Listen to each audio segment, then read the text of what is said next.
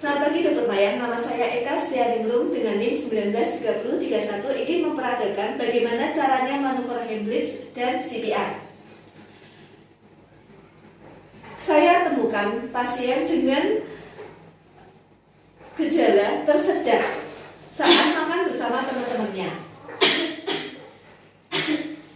Kalau kita menemukan pasien yang seperti ini, maka kita biarkan dia untuk tetap batuk agar si benda asing yang masuk ke saluran nafasnya dia keluar kembali.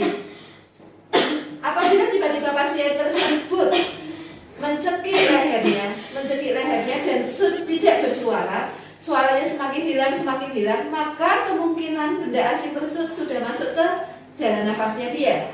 Nah, yang kita lakukan adalah tetap memanggil dia, halo, halo, halo, halo, dan jika semakin tidak ada suaranya dan semakin kelihatan mencekik, maka kita harus lakukan back blow.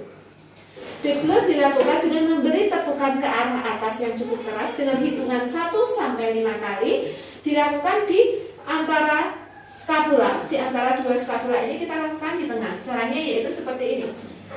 1, 2, 3, 4, 5, berhenti. 1, 2, 3, 4, 5, berhenti. 1, 2, 3, 4, 5. Kemudian kita lihat lagi pasiennya, ternyata tidak ada perubahan dan dia semakin mencekik lehernya. Maka yang akan kita lakukan adalah melakukan manuver Heimlich. Manuver Heimlich dilakukan, kita harus siap-siap dengan posisi tripod, supaya apabila si pasien ini tiba-tiba jatuh tidak sadarkan diri, kita dalam posisi siap membawanya ke tempat yang lebih aman, paling datar. Manuver Heimlich kita lakukan dengan kita ibu jari kita masuk ke tengah, kemudian kita genggam seperti ini, kemudian kita masukkan ke posisi spadius. Posisi spadius itu ada di antara pusar dan tulang dada, yaitu ada di sekitar ulu hati. Kita masukin ke arah dalam, ini tangan ini ke tangan yang menggenggam tadi ke arah dalam, tangan ini menggenggam lagi tangan yang di dalamnya. Kemudian kita tarikkan ke atas dengan hitungan 1-5 ke arah atas sampai membentuk seperti huruf C, yaitu 1, 2, 3, 4, 5, 1, 2, 3, 4, 5, 1, 2, 3, 4, 5. Ternyata tidak ada perubahan dan pasien tiba-tiba tidak sadarkan diri. Yang kita lakukan adalah menangkapnya dan meletakkannya di tempat yang aman dan datar. Kemudian kita panggil galo, galo, galo. Tolong telepon 119 atau 118 supaya kita segera mendapat bantuan. Kemudian yang lainnya memanggil 118 atau 119, kita lakukan membuat gerakan head tilting lift, yaitu dengan menengadahkan kepala, kemudian dagunya kita angkat ke atas untuk membuka saluran nafas. Kita lihat ternyata di dalamnya ada benda asing tersebut apa tidak di dalam tenggorokan. Apabila ada, yang kita lakukan adalah mengeluarkan benda asing tersebut. Apabila benda asing tersebut tidak ada, yang akan kita lakukan adalah mengeluarkan benda yang ada di sekitar gigi. Contohnya adalah gigi palsu. Nah, selanjutnya kita lakukan dengan 3M. 3M itu adalah melihat pergerakan dada, apakah ada pergerakan dada kembang kumisnya, kemudian merasakan nafas pasien, yaitu dengan pipi kita, itu terberasa atau tidak, dan mendengarkan nafas pasien. Yang kita lakukan, kemudian kita dengarkan, kita rasakan pakai pipi, sembari kita lihat pergerakan dada. Ternyata pergerakan dada, mendengar dan merasakan itu tidak ada. 3M sudah tidak ada. Yang kita lakukan adalah memberikan tiupan ke mulut pasien, yaitu kita dengan cara kita tutup hidungnya, kemudian kita berikan 2 kali tiupan ke arah mulutnya sambil melihat pergerakan dada pasien.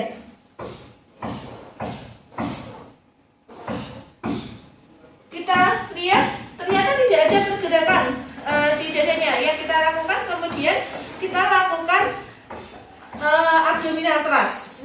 Abdominal thrust adalah melakukan penekanan di posisi podius dengan ke arah tekanan ke atas dengan hitungan 1 sampai 5 kali. 1, 2, 3, 4, 5. 1, 2, 3, 4, 5. 1, 2, 3, 4, 5. Lakukan ini berulang sebanyak 5 kali. Kemudian kita cek 3M-nya kembali.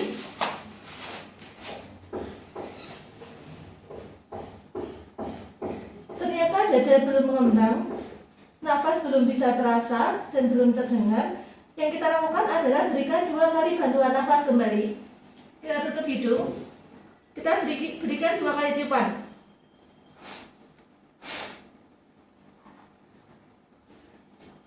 Kemudian kita lakukan abdominal thrust kembali. 1, 2, 3, 4, 5. 1, 2, 3, 4, 5. 1, 2, 3, 4, 5. Setelah itu kita cek kembali 3M-nya.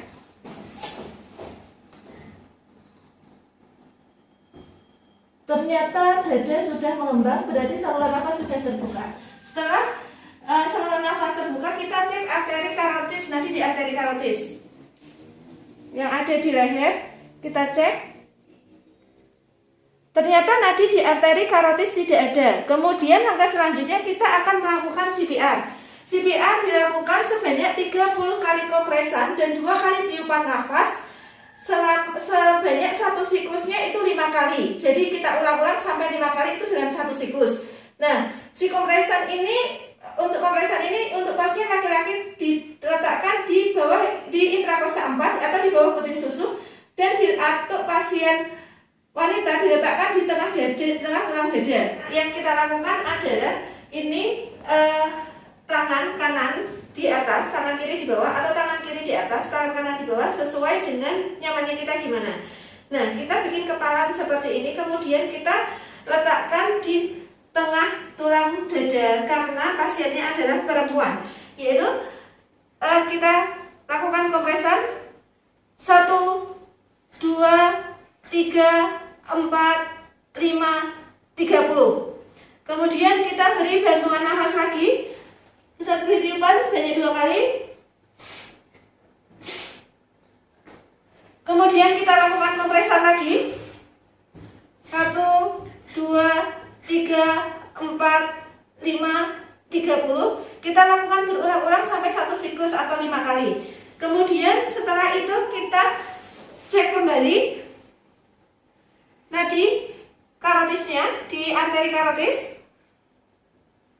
Ternyata masih belum teraba. Maka kita melakukan pengecekan 3M kembali. Nah, dadanya masih mengembang. Karena dadanya masih mengembang, maka kita lakukan CPR sebanyak 1 siklus kembali. Yaitu kita lakukan lagi 1, 2, 3, 4, 5, 30. Kita beri tiupan nafas lagi.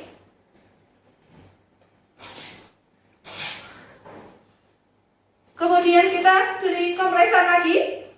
1, 2, 3, 4, 5, sampai kita ulang sampai 1 siklus. Kemudian setelah itu kita cek nadi di arteri karotis lagi. Nadi di arteri karotis ternyata sudah ada. Kita cek 3M-nya. Dada pasien mengembang, berarti pasien dalam posisi selamat. Yang kita lakukan adalah kita membaringkan pasien dalam posisi recovery. Karena lambung berada di sebelah kiri, maka sebaiknya pasien kita miringkan ke arah kiri. Pasien kita miringkan ke arah kiri. Kita tekuk dagingnya 1, yang 1 diluruskan, kemudian tangan ditaruh di pipi. Tangan ditaruh di pipi. Biarkan pasien ini muntah. Untuk memuntahkan benda asing tersebut sambil kita menunggu bantuan ambulans. Terima kasih.